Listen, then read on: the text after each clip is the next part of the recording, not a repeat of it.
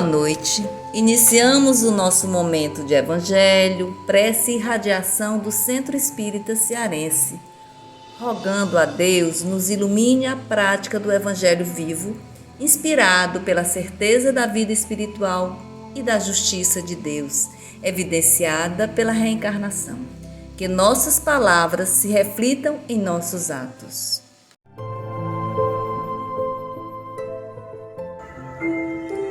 Senhor da vida, o tempo é de reflexão, entendimento e atitude. Buscar a iluminação, compreendendo nossas limitações e, num esforço compartilhado com Tua presença, imprimir nova conduta em nosso caminhar.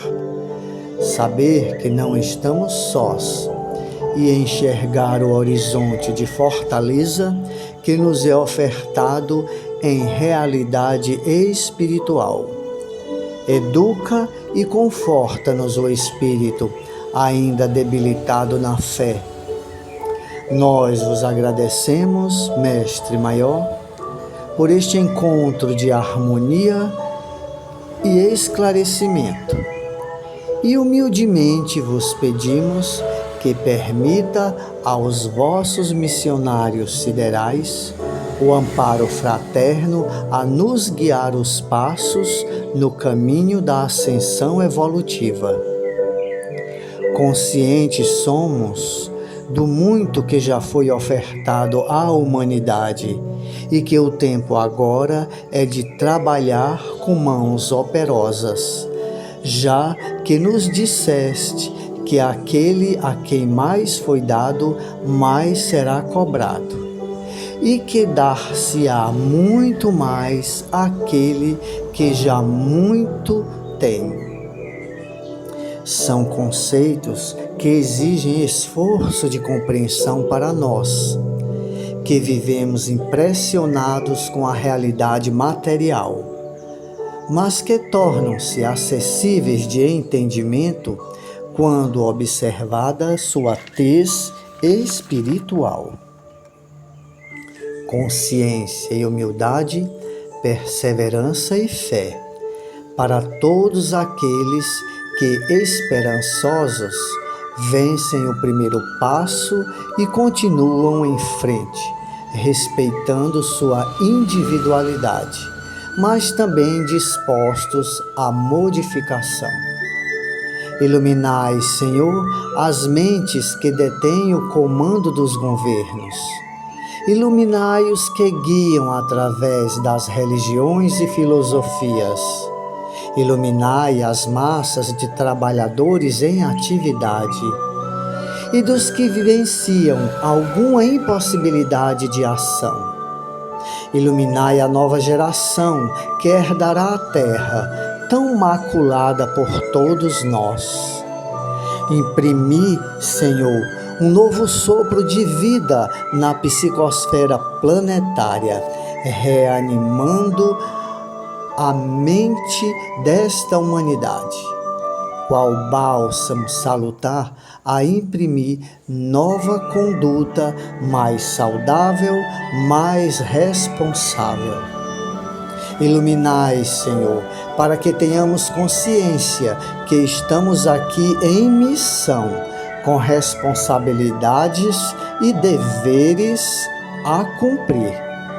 Estais ao nosso lado, juntamente com teus missionários, mas é nosso o dever de enfrentar e vencer os obstáculos materiais e espirituais que se nos apresentam, mesmo porque esses obstáculos são consequências da lei de ação e reação.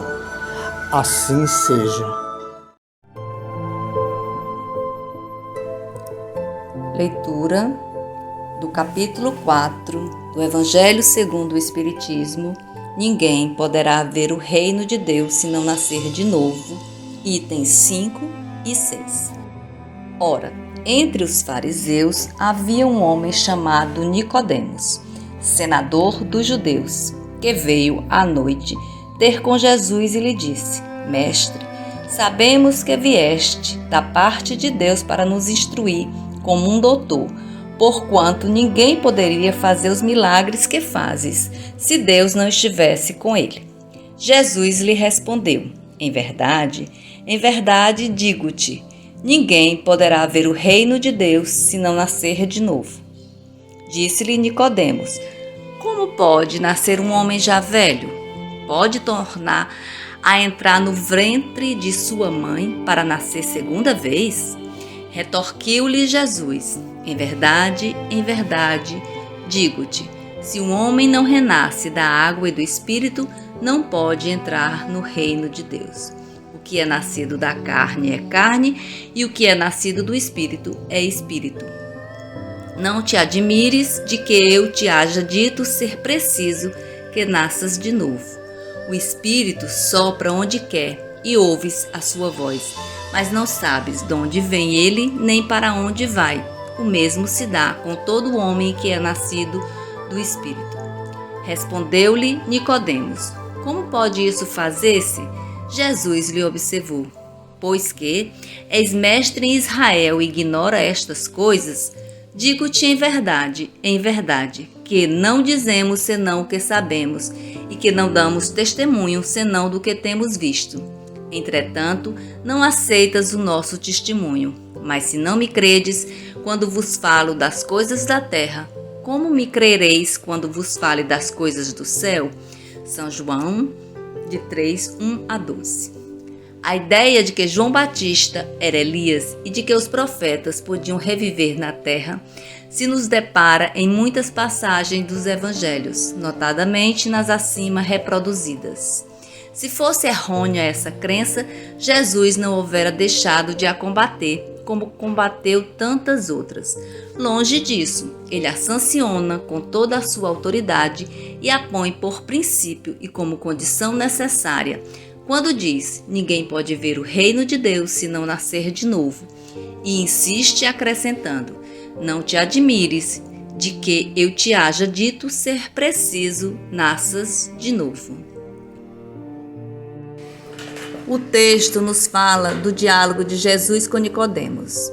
Conhecedor da lei, Nicodemos trata Jesus como mestre, considera-o enviado por Deus e demonstra interesse em conhecer os ensinos de Jesus. Lembramos que Nicodemos era um membro do Sinédrio, que era um conselho de anciãos que exercia, entre suas funções, a interpretação do texto bíblico. Por isso, Jesus chama a atenção de Nicodemos. Como é que ele não conhecia a reencarnação como fenômeno geral? Reencarnação é um processo que está a serviço do amor de Deus. Vemos que muitos de nós pregamos a reencarnação, mas agimos como se não acreditássemos.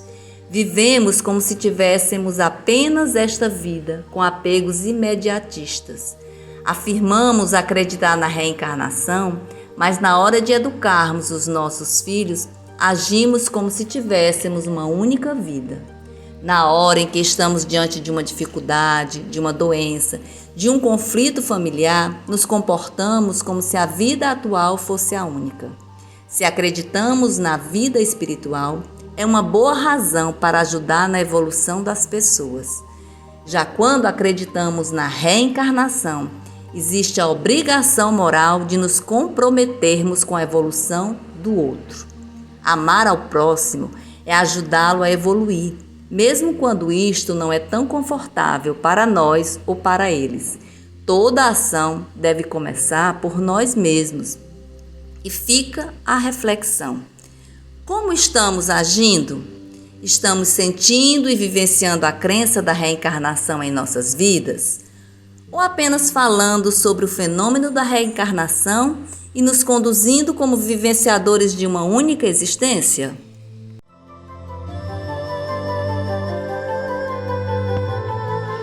Vamos dar prosseguimento ao Evangelho desta noite, chegando à fase final, que é da fluidificação das águas. Elevemos um pouco mais esse nosso pensamento até aquele que nos governa, que governa todo o planeta Terra, que é o Mestre Jesus. Vamos pedir a este Divino Mestre que nos doe uma centelha do teu amor divino, a ser direcionado a todas as nossas águas. A água que nos banha, a água que ingerimos. A água que nos banha, para que, por ocasião da nossa higienização, possamos retirar de nós todos os miasmas que adquirimos e assim sentirmos o nosso corpo leve, nos sentirmos bem e prontos para irmos adiante nas nossas tarefas a que nos propusemos quando reencarnamos.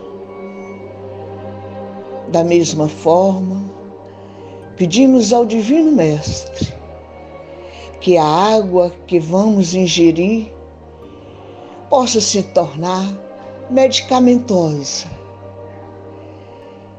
que a cada gole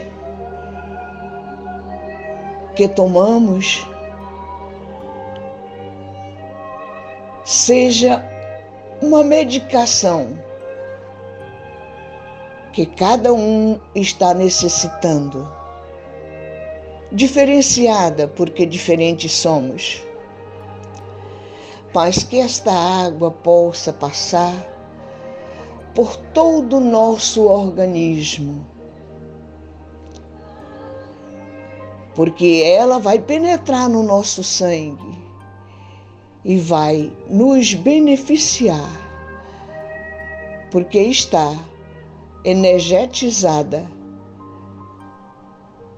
com o amor do Divino Mestre. E esta medicação vai nos trazer o bem-estar, a saúde física e espiritual de que estamos necessitando. E assim, partimos já até para o agradecimento, dizendo de todo o nosso coração: obrigado, Jesus, pelos meios que nos foram fornecidos, que aqui deixaste para nós, para que lançássemos mãos de todos os seus ensinamentos. E assim estamos nesse instante, lançando mão de mais um, que é a fluidificação das nossas águas. E estamos também tomando posse deste ensinamento, porque deixaste para nós. Obrigado, Jesus. E uma boa noite para todos nós. Que tenhamos uma noite de refazimento físico e espiritual, para que amanhã acordemos com todo o bem-estar que necessitamos e possamos dar prosseguimento às nossas tarefas e ao nosso processo evolutivo, portanto. Que assim seja.